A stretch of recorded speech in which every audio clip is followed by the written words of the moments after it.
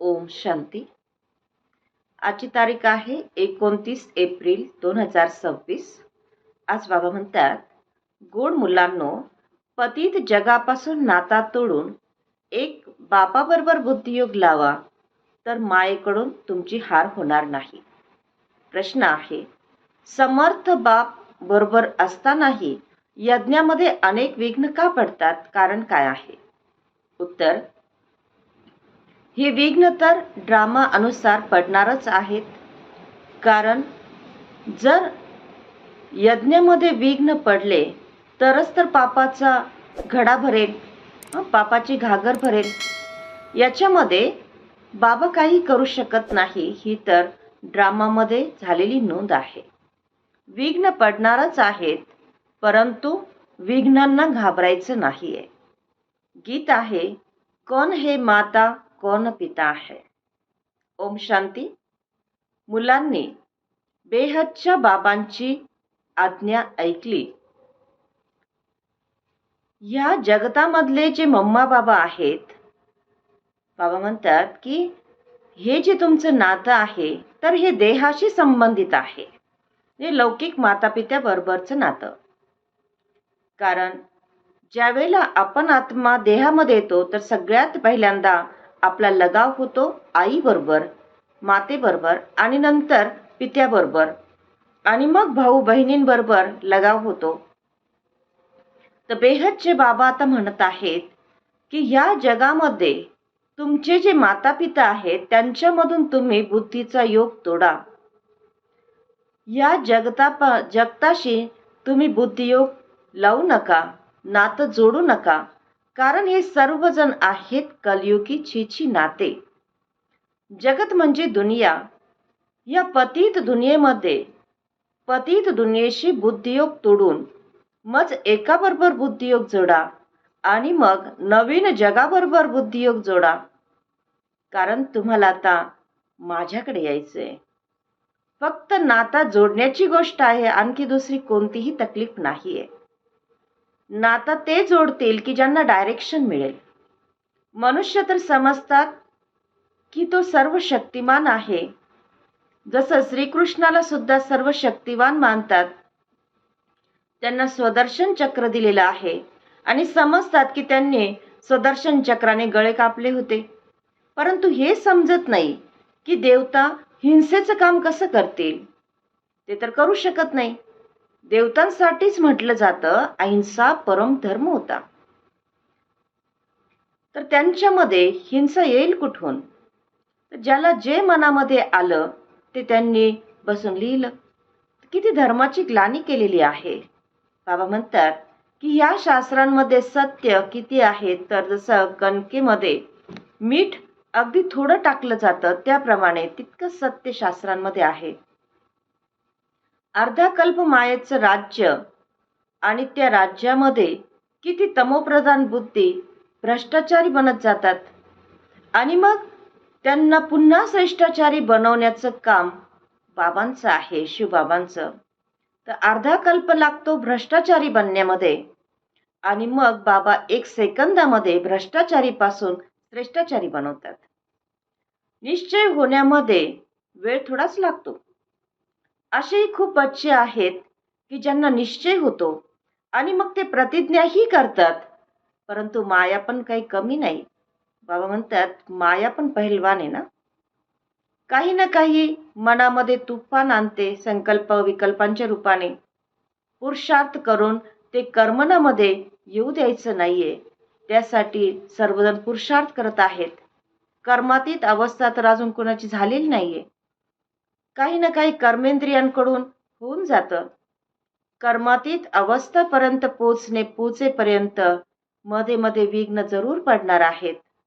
तर बाबा सांगतात की तुम्ही पुरुषार्थ करत करत अंतामध्ये जाऊन कर्मातीत अवस्था प्राप्त कराल, आणि ज्या वेळेला कर्मातीत अवस्था प्राप्त कराल त्यावेळेला हे शरीर सुद्धा राहणार नाही. त्याच्यासाठी टाइम लागतो. कधी कधी मायाही हरवते, तर कधी कधी आपण त्याच्या मायेवर विजय प्राप्त करतो. तर बाबा म्हणतात की त्यासाठी पुरुषार्थ करायचा आहे. देवतांचे मंदिर अजून सुद्धा बनवत राहतात. बाबा म्हणतात की तुम्ही ब्राह्मण आता मंदिर बनवणार नाहीत, कारण तो आहे भक्ती मार्ग. आणि आपल्याला भक्तीचं फळ ईश्वरीय ज्ञान मिळालेलं आहे, की ज्या ज्ञानाच्या आधारावर आपल्याला मनुष्यापासून देवता बनायचंय. फक्त मंदिरं बनवायची नाहीत. हं, तर मंदिरं बनवण्याच्या ऐवजी आपल्याला ते देवतांसमान चैतन्य मूर्ती बनायचं आहे. मग बाबा सांगतात की दुनियेमध्ये हे कुणाला माहीत नाहीये की भक्ती मार्ग संपून आता ज्ञान मार्ग जिंदाबाद होणार आहे. हे फक्त तुम्हा मुलांनाच माहीत आहे. मनुष्य तर समजतात की कलियुग अजून लहान आहे, लहान मुलाप्रमाणे आहे, जे बच्चा आहे असं समजतात. तर त्यांचे सर्व खेळ आहे, मदार आहे शास्त्रांवर. आणि तुम्हाला मुलांना तर बाबा बसून सर्व वेद शास्त्रांचे सार समजावून सांगतात. तर बाबा म्हणतात की आतापर्यंत तुम्ही जे जे काही ऐकलेलं आहे, वाचलेलं आहे, शिकलेलं आहे, ते सर्व तुम्ही विसरून जा, कारण त्याने काही कोणाची सद्गती होत नाही. भले कितीही केलं तरी त्यापासून फक्त अल्पकाळाचं फळ मिळत असतं, परंतु बाबांच्या ज्ञानाने आपल्याला सदा काळाचं फळ तर मिळतंच मिळतं, त्याचबरोबर आपली सद्गती सुद्धा होत असते. बाबा म्हणतात लक्ष्मीनारायणविषयी बाबा म्हणतात की बिर्ला वगैरे यांनी मंदिरं बांधलेत लक्ष्मीनारायणाचं, की ज्याचं नाव सुद्धा म्हटलं तर बिर्ला मंदिर, परंतु आहे लक्ष्मीनारायणचं मंदिर. तर लक्ष्मीनारायणनी हे राज्यभाग्य कसं प्राप्त केलं, हे बिर्ला वगैरे ज्यांनी मंदिर बांधलं ते सुद्धा जाणत नाहीत. मग बाबा म्हणतात की तुम्ही जाणता तर तुम्हाला किती खुशी झाली पाहिजे. लक्ष्मीनारायणाचं चित्र घेऊन झट कुणालाही लगेच समजावून सांगितलं पाहिजे की लक्ष्मीनारायणाने हे पद कसं प्राप्त केलं. तर या गोष्टी ज्या आहेत बुद्धीने समजण्याच्या आणि समजावण्याच्या गोष्टी आहेत. तर आपलं लक्ष हे खूप उच्च आहे. तर जो जसा टीचर असेल त्याप्रमाणे तो सर्व्हिस करत असतो. बघतातही की कोण कोण सेंटर सांभाळत आहेत. आपल्या अवस्थेनुसार नशा तर सर्वांना आहे, म्हणजे खुशी सर्वांना आहे, परंतु विवेक म्हणतो, म्हणजे सत्सद विवेक म्हणतो की समजवणारा जो जितका हुशार असेल तितका तो खूप चांगल्या प्रकारे सर्व्हिस करेल. अच्छा, गोड गोड खूप खूप वर्षानंतर भेटलेल्या मुलांप्रती मातपिता बापदादांचा याद प्यार आणि गुड मॉर्निंग. आत्मिक बापाची आत्मिक मुलांना नमस्ते. आणि अम्मा खूप खूप वर्षानंतर भेटलेल्या मुलांची आत्मिक बापाला नमस्ते, प्रेमपूर्वक आठवण, गुड मॉर्निंग. धारणेसाठी मुख्य सार आहेत. पहिला पॉइंट, मायेबरोबरच्या बॉक्सिंगमध्ये कधी हार होऊ नये या गोष्टीचं आपण लक्ष ठेवलं पाहिजे, ध्यान ठेवलं पाहिजे.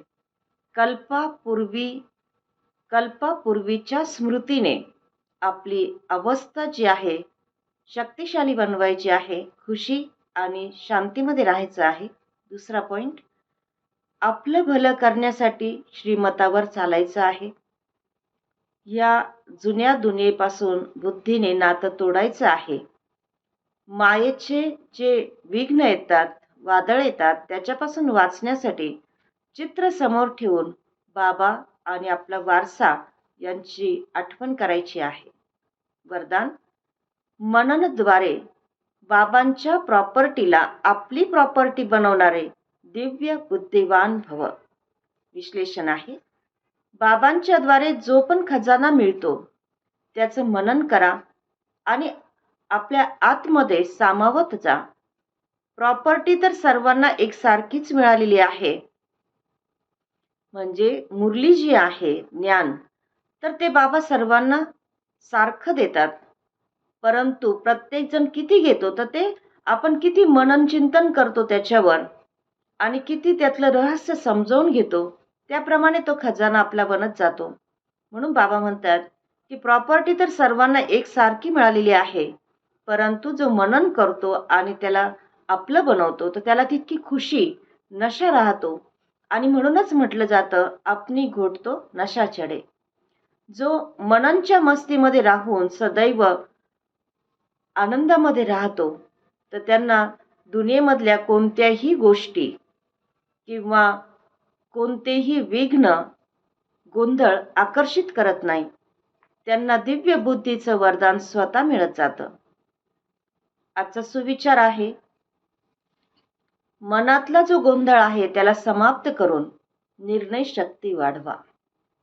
आजचा अव्यक्त इशारा आहे, महान बनण्यासाठी मधुरता आणि नम्रतेचा गुण धारण करा. बाबा म्हणतात, असं समजू नका की आम्ही तर सदैव झुकतच राहतो, परंतु आमचा कोणी मान ठेवत नाही. तर बाबा सांगतात की जे झुकत नाही किंवा खोटं बोलतात त्यांचाच मान आहे असं पण नाही. जे कधी कधी आपल्याला वाटतं की आम्ही एवढं झुकतो पण आमचा कोणी मान ठेवत नाही, आणि जे झुकतही नाही किंवा खोटं बोलतात त्यांचा मात्र मान ठेवला जातो. तर बाबा म्हणतात नाही, तो मान अल्पकाळाचा आहे, परंतु तुम्ही दुरादेशी बुद्धी ठेवा. तर इथं जेवढ्यांच्या समोर तुम्ही झुकणार, म्हणजे तुम्ही नम्रतेचा गुण धारण कराल, तर संपूर्ण कल्प, म्हणजे पूर्ण कल्प 5000 वर्षांचा, तर पूर्ण कल्पामध्ये सर्व आत्मे तुमच्या पुढे नमन करतील. किती गूढ रहस्य बाबांनी सांगितलंय. सतयुग त्रेतामध्ये राजाचा रिगाड राजाचा रिगाड प्रत्यक्ष शरीराने झुकून नाही, परंतु सर्वजण मनाने झुकतील, मान देतील. आणि द्वापर कलियुगामध्ये शरीराने झुकतील, म्हणजे नमन करतील, नमस्कार करतील. अच्छा. ओम शांती.